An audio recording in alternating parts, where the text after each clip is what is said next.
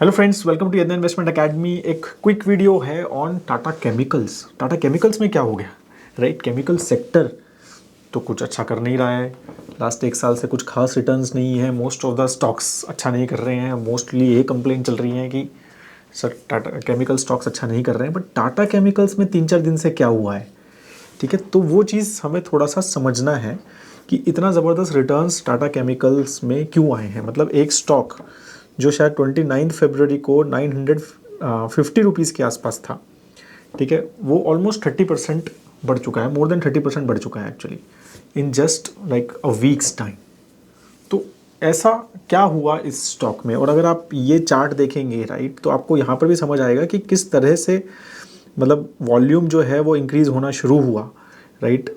और ये देखो आप, वॉल्यूम भी कितना बड़ा है उसकी वजह से। तो मतलब बहुत ज़बरदस्त एक रैली इस स्टॉक में आई है। तो क्या न्यूज़ है? कोई बिजनेस चेंज हुआ क्या? रिजल्ट भी कोई ऐसे रिसेंट अब रिसेंटली नहीं आए, रिजल्ट आ चुके हैं, तो क्या हुआ बेसिकली वो चीज़ यहाँ समझते हैं। एक रिपोर्ट आई थी ऑन 4 मार्च। एक स्पार्क्स कैपिटल करके कंपनी है, एनालिस्ट है, तो उन्होंने एक रिपोर्ट डाली थी और उसकी वजह से ये सारी चीज़ें हुई हैं मेजरली। तो क्या हुआ था वो मैं समझाता हूँ आपको। तो बेसिकली उस रिपोर्ट में ये बताया गया कि भाई शायद टाटा सन्स का आईपीओ आने वाला है। Again there is no official confirmation on this, there is no announcement from the company या कोई ऐसी चीज़ आई, नथिंग। इट वॉज जस्ट कि उन्होंने को लगा कि शायद टाटा सन्स का आईपीओ बहुत जल्द आने वाला है। अब टाटा सन्स जो है वो एक प्रमोटर कंपनी है पूरे टाटा ग्रुप की, राइट। टाटा ग्रुप के सबके जो प्रमोटर है वो टाटा सन्स है। तो उसका आईपीओ अगर आएगा तो एक बहुत बड़ा आईपीओ आएगा, राइट, क्योंकि उसकी बहुत सारी इन्वेस्टमेंट्स हैं, बहुत सारी चीज़ें हैं। अब क्यों आ रहा है आईपीओ? तो बेसिकली सितंबर 2022 में एक अनाउंसमेंट की थी आरबीआई ने कि भाई ये जो है एक अपर लेयर एनबीएफसी की तरह काम कर रहे हैं। They are working as a non banking financial company because they are investing in lot of companies, right. तो उनको एक उस रेगुलेटरी फ्रेमवर्क के अंडर एक ये था कि इनको एक मैंडेटरी आईपीओ लेके आना है विद इन 3 ईयर्स।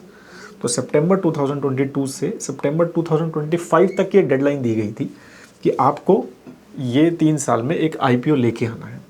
तो कोई खास न्यूज़ नहीं है, 1-1.5 साल से 1-1.5 साल हो गया है इस बात को, लेकिन कुछ ऐसा नहीं था कि आईपीओ आने वाला है। अब ये रिपोर्ट आई 4 को, तो इसमें ये बात हुई कि शायद आईपीओ आने वाला। अगेन एज अ सेट कि नथिंग हैज़ बीन सेड। उन्होंने रिपोर्ट में भी ये नहीं बोला कि कोई कंपनी से कंफर्मेशन आया है, सोर्सेज से कुछ कंफर्मेशन, ऐसा कुछ नहीं है। बट उनको लगा कि भाई ये आने वाला है, there is a possibility of Tata Sons आई इन्वेस्टमेंट।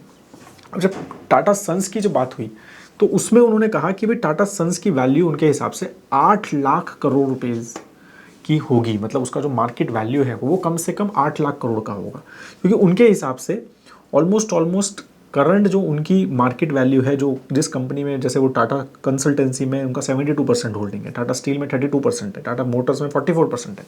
तो ये सारी चीज़ों के हिसाब से मतलब उन्होंने टोटल वैल्यू कैलकुलेट करी तो ओवरऑल उनकी जो करंट शेयर्स की वैल्यू है वो 16 लाख करोड़ के आसपास है। तो उन्होंने कहा कि भाई होल्डिंग कंपनी डिस्काउंट रहता है, जो होल्डिंग कंपनी होती है उसको थोड़ा डिस्काउंट मिलता है। तो उन्होंने कहा 50% होल्डिंग कंपनी डिस्काउंट के हिसाब से एटलीस्ट इस कंपनी की वैल्यू 8 लाख करोड़ रुपीज़ होनी चाहिए। तो ये चीज़ न्यूज़ में आई, उन्होंने सारा एनालिसिस दिया। अब बहुत इंटरेस्टिंग चीज़ आ जाती है।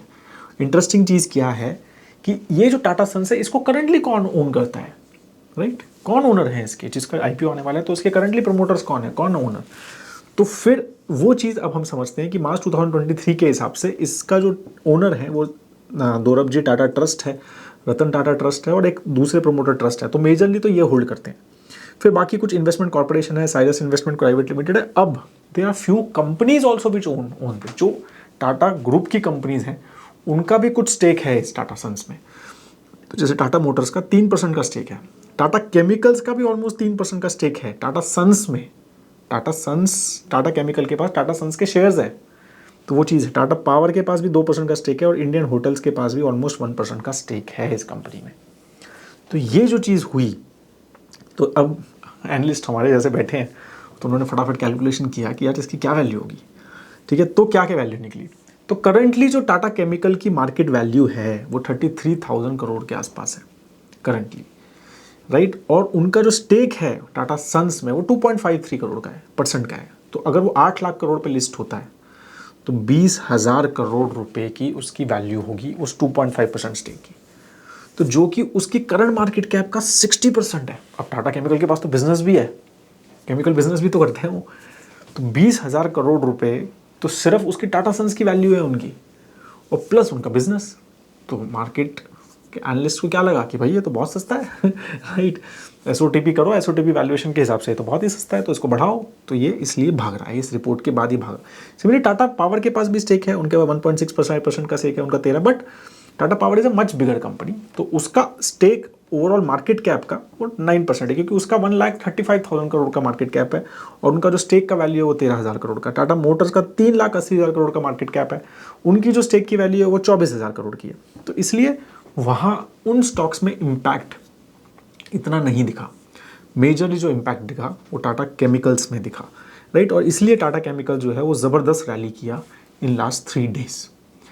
ठीक है, तो अब ये चीज़ समझनी है कि क्या इस चीज़ में मतलब ये सही रैली है या ये बात सही है। तो पहले बात तो ये है कि टाटा सन्स ने कभी भी ये नहीं बोला कि वो लिस्ट होने वाले हैं। एक्चुअली कुछ टाइम पहले ये बात हुई थी कि सितंबर 2023 में टाटा ग्रुप ने ये बोला था कि भाई हमने वेवर के लिए ट्राई कर रहे हैं हम, कि हमें लिस्ट ना होना पड़े, तो we are trying for waiver on this. उसके बाद कोई भी डिस्क्लोजर कंपनी की तरफ से नहीं आया है, right. So this is completely एक रिपोर्ट के बेसिस पे ये सारी चीज़ें हुई हैं।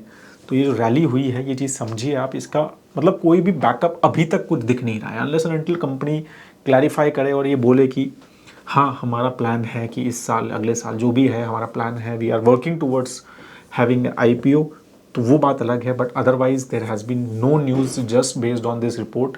इतना ज़्यादा स्टॉक बढ़ गया है, कोई बिजनेस में चेंज नहीं है सच। थोड़ा बहुत पॉजिटिविटी, मतलब वो नेगेटिविटी नहीं है, थोड़ा सोडा ऐश वगैरह करते हैं वो, थोड़ा पॉजिटिविटी है, बट इस तरह का रैली का यही एक रीज़न बेसिकली हमें समझ आ रहा है। तो that is what it is. ऐसे टाटा इन्वेस्टमेंट कॉर्पोरेशन भी लास्ट 1-1.5 महीने में बहुत बड़ा है, बट उसका कोई रीजंस जो है हमें एज सच वो इसके थ्रू भी, मतलब इसमें भी उसका टाटा सन्स से भी कोई ज़्यादा एज सच कुछ ऐसा नहीं है कि उसका टाटा सन्स में इन्वेस्टमेंट है, तो वैसा भी कुछ दिखा नहीं है हमें, राइट। तो उसका जो रैली का भी कोई रीज़न एज सच हमें तो दिखा नहीं है अभी तक कि क्यों वो कंपनी जो है इतना ज़्यादा बढ़ रही है। मैनी पीपल आर सेइंग कि वो सेमीकंडक्टर का जो से टाटा ग्रुप को मिला है, तो वो इनका इन्वेस्टमेंट है उन कंपनीज़ में, तो वो भी हमें नहीं दिखा। तो टाटा इलेक्ट्रॉनिक्स को बेसिकली सेमीकंडक्टर का काम मिला है from Indian government, but that is not a company which Tata investment corporation has invested in, at least जो उनकी एनुअल रिपोर्ट मार्च 2023 में दिखती है। तो ये सारी चीज़ें हैं, तो let's see. But reason for Tata investment का नहीं समझ आया, बट टाटा केमिकल्स का that was the major reason. तो दैट इज़ ऑल। अगर आपको हमारे वीडियो अच्छे लगते हैं तो प्लीज़ क्या कहते हैं, वीडियो को लाइक ज़रूर कीजिए, शेयर ज़रूर कीजिए, और सब्सक्राइब नहीं किया चैनल तो सब्सक्राइब ज़रूर कीजिए, और इन्वेस्ट इन द वेबसाइट को चेक ज़रूर कीजिए। बहुत ही अच्छे प्रोडक्ट्स ये क्रिएटेड फॉर रिटेल इन्वेस्टर्स जो आप सबके बहुत ज़्यादा काम आएंगे। तो एक बार जाके देखिए, ठीक है। बाय जो नहीं आपको अच्छा लगे नहीं लगे, बट एक बार ज़रूर देखिए कि वेबसाइट में हम क्या करना चाहते हैं। तो फंडामेंटल लॉन्ग टर्म इन्वेस्टर हैं, तो it is excellent website for you guys. Have a great time है दोस्तों। जय हिंद।